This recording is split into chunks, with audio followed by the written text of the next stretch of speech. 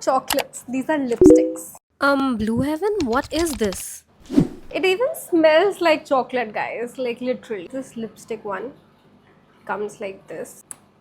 As you can evidently see here, trying this lipstick on for the first time, I was so amazed by this shade.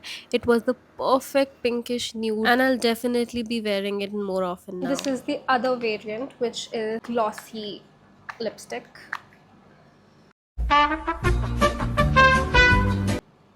This smells so chocolatey, oh my god.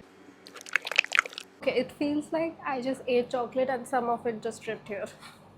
And I'm not lying when I'm saying this. The chocolate smell was a bit too much, so I'm not recommending this variant at all. Please go for the previous variant that was much better. So which one are you guys choosing? This one is definitely my favorite, but let me know. I think with the darker lip liner, it can be fixed. Comment for the link and I'll see you next time. Bye.